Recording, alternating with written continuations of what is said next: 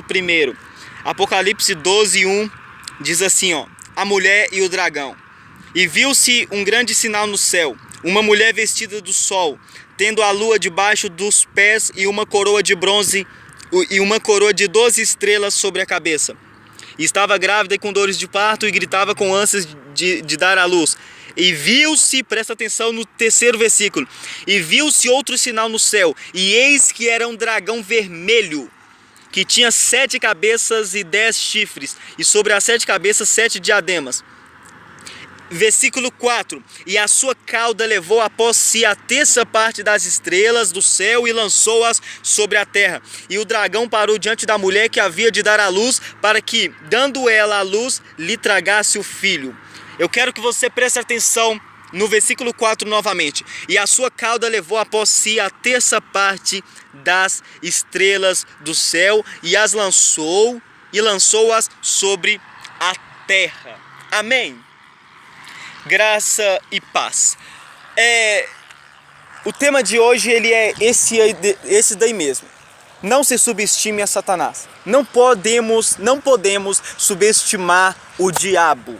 De maneira alguma, não podemos de jeito nenhum se subestimar a ele. Mas Rafael, por que não?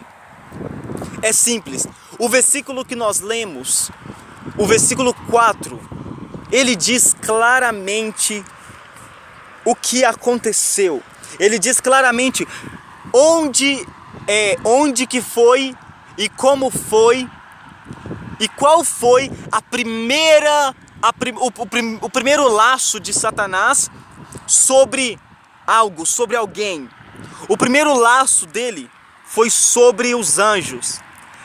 A primeira tentada que ele deu, que ele obteve êxito, foi no céu, não foi na terra, foi no céu.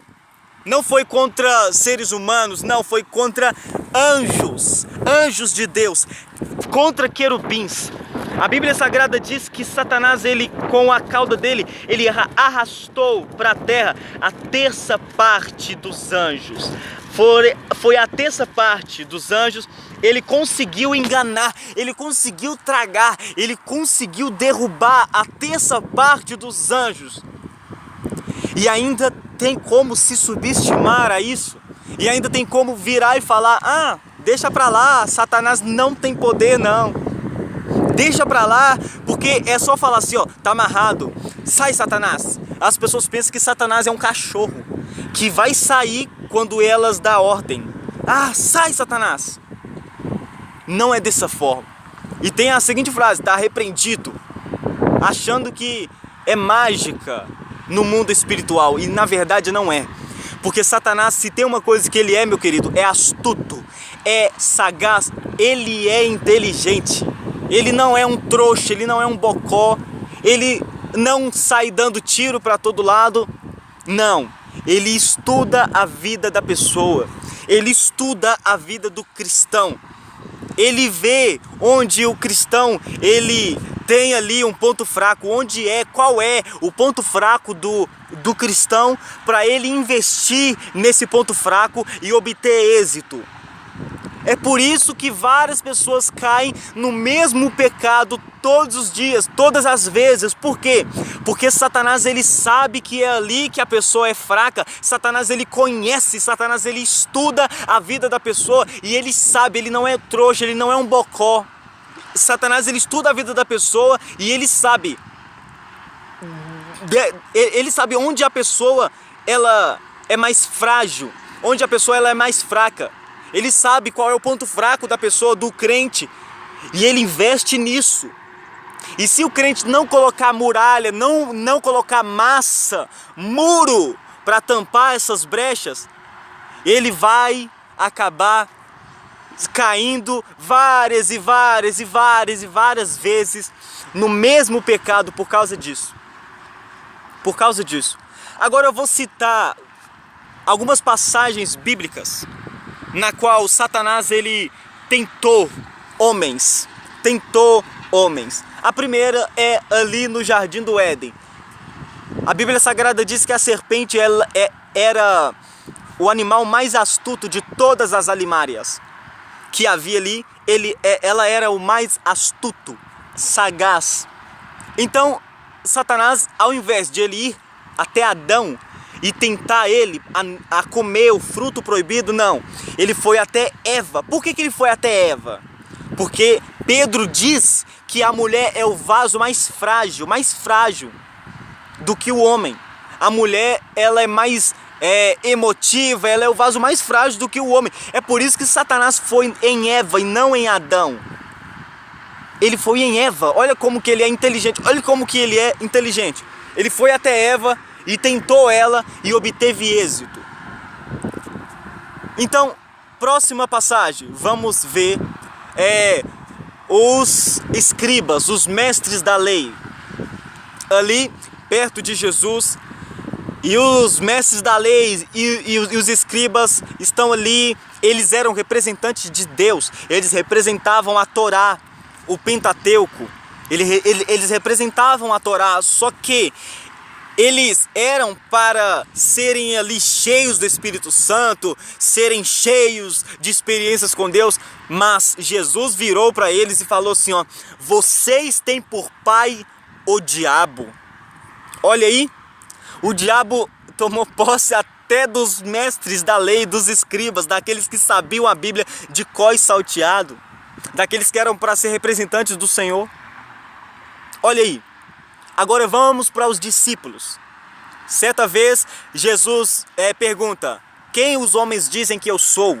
E Pedro vira, e eles viram e falam assim: ó, alguns dizem que você é Elias, outros João Batista, outros Jeremias. Mas e vocês? Quem vocês creem que eu sou? E Pedro se levanta e fala: você é o Cristo, Filho do Deus vivo. Mas só que depois disso, Jesus fala que ele tem que é necessário ele morrer, ele ser entregue ali aos inimigos. E Pedro vira para ele e fala assim: ó, não, Senhor, nunca vai acontecer isso com você.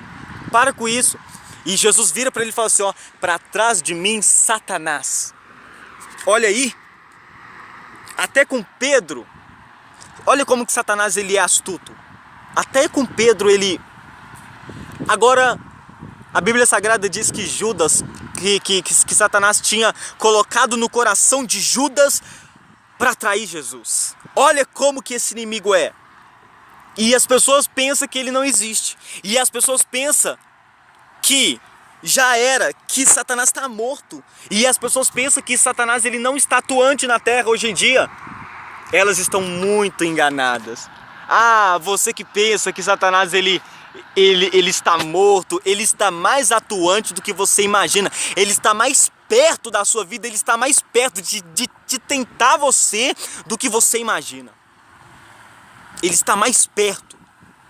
Agora, o poderoso apóstolo dos gentios, o doutrinador, aquele que escreveu quase o Novo Testamento inteiro, a maior parte do Novo Testamento, o apóstolo Paulo, ele, cheio do Espírito Santo, ele disse assim, ó: não ignoreis os seus ardis, ou seja, não ignorem os ardis de Satanás.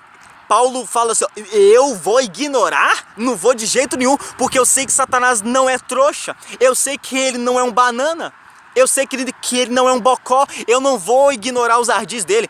E em uma das cartas, Paulo vira e fala assim: ó, eu queria ter ido aí com vocês, visitar vocês, mas eu não fui porque Satanás me impediu. Olha aí, Satanás teve o poder ali de impedir o apóstolo Paulo de ir visitar os crentes.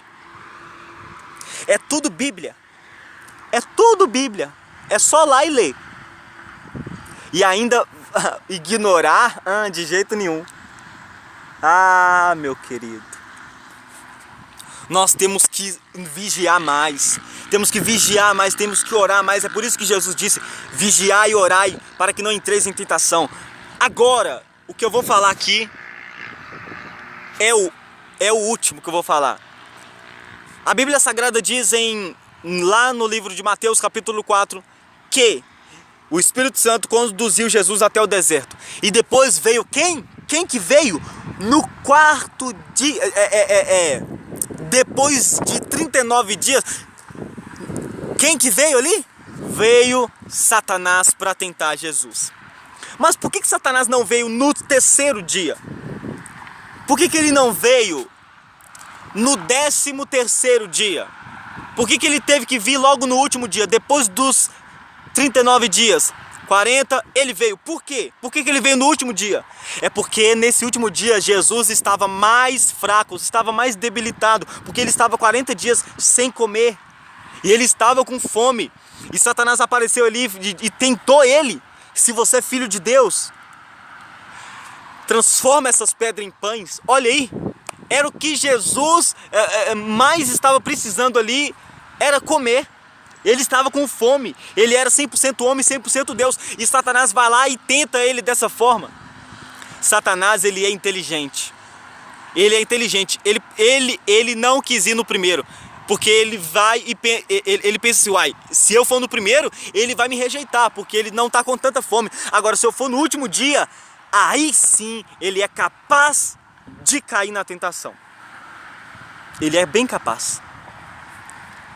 Com essa palavra eu quero te dizer algo. Não se subestime a Satanás. Não tenha medo dele. Porque a Bíblia Sagrada diz, maior é o que está em nós do que aquele que está no mundo. A Bíblia Sagrada diz, sujeitai-vos, pois, a Deus, resisti ao diabo e ele fugirá de vós. Como que eu venço as estratégias dele? Rejeitando, sujeitando a Deus e resistindo ao diabo, que ele vai fugir de você. Fecha todas as brechas. Assim que você vê um sinal de que ele está te tentando, sai correndo. Faz igual José diante da mulher de Potifar. Sai correndo. Sai correndo da tentação.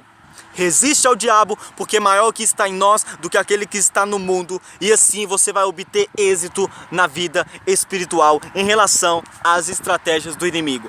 Deus abençoe a sua vida em nome do Senhor Jesus. Em nome do Senhor Jesus. Amém. Graças a Deus.